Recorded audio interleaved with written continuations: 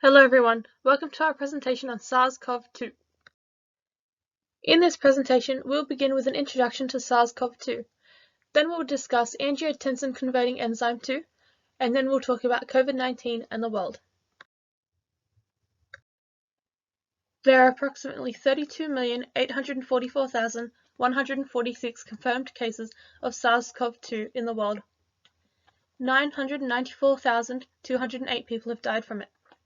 It shares approximately 79% sequence identity with SARS-CoV and 50% with MERS-CoV. An infection with SARS-CoV-2 is seen to create an increase in cytokine levels and lymphopenia, which is a significantly reduced CD4 and CD8 T cells. Surviving T cells appear dysfunctional. The SARS-CoV-2 virus is RNA wrapped in a viral envelope. On this envelope are several proteins. Spike glycoproteins are responsible for binding to a host cell. Envelope proteins are theorized to be ion channels. Membrane proteins are responsible for binding to the nucleocapsid and allowing the viral envelope to curve. Nucleocapsid proteins bind to the RNA to hold it together when it's in its shell. The first step to a SARS-CoV-2 infection is binding to a host cell.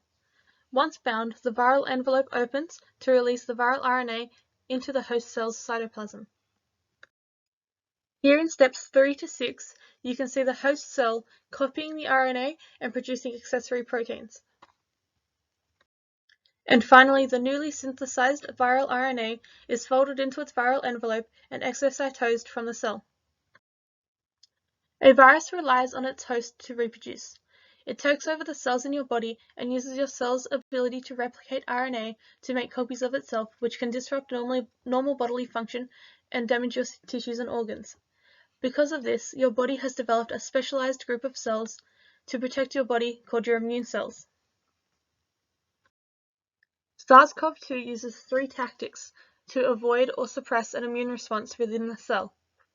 The first is called avoidance, where the virus shields itself or its byproducts and intermediates from host recognition using double membrane vesicles.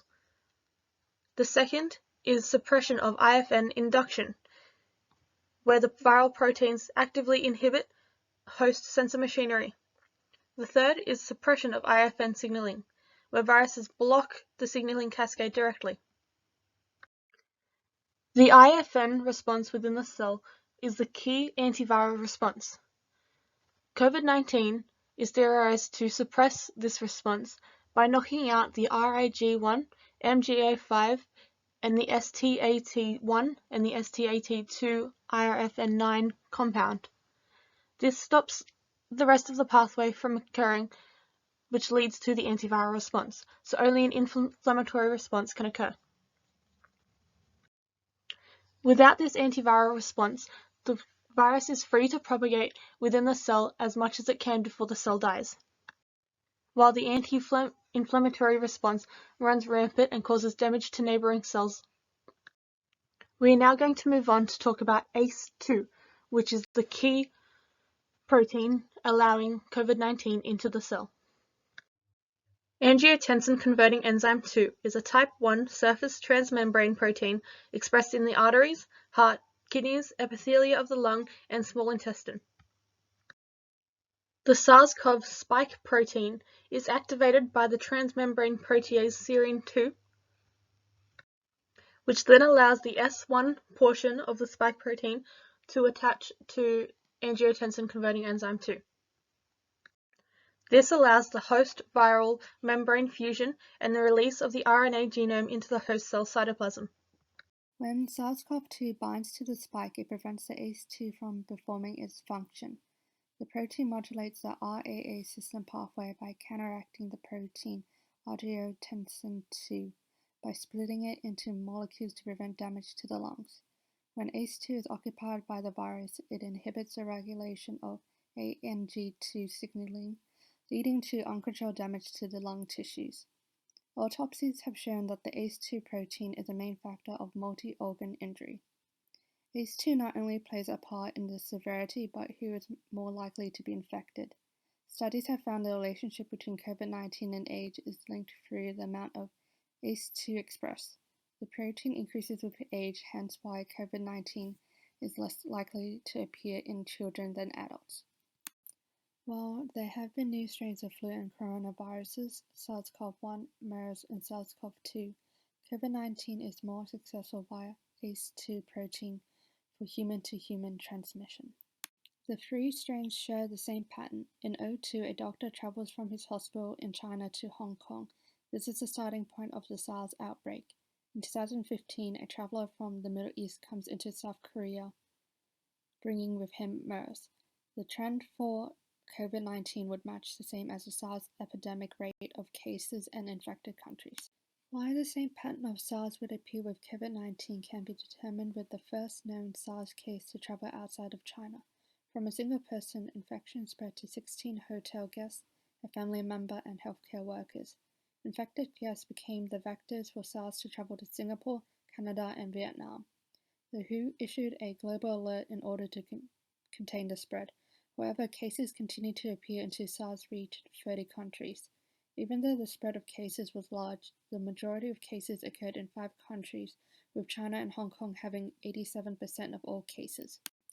SARS was brought down through international cooperation to isolate and quarantine cases.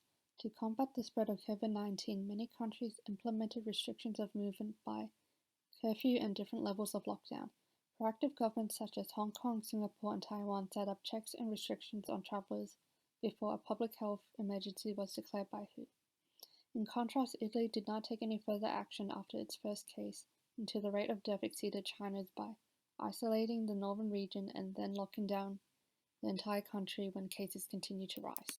Restricting the distance people can travel may have worked for SARS, however, more successful governments employ the use of technology to monitor citizens. China has health code and app that dictates if they can go out and how long their quarantine is. The data is collected and shared with the police. The app is paired with facial recognition technologies in some residential areas, while the use of transport and other services includes showing the app. Hong Kong's Stay Home Safe app uses geofencing technology via wristband to monitor any quarantine violations. Singapore's Trace Together uses Bluetooth signals as a digital contact tracing method. Australia's own COVID Safe app was designed to do so, but was plagued by technical issues. South Korea was also dissatisfied by the way the government performed contact tracing. That Corona 100 meter was built by private developers, along with Corona Map.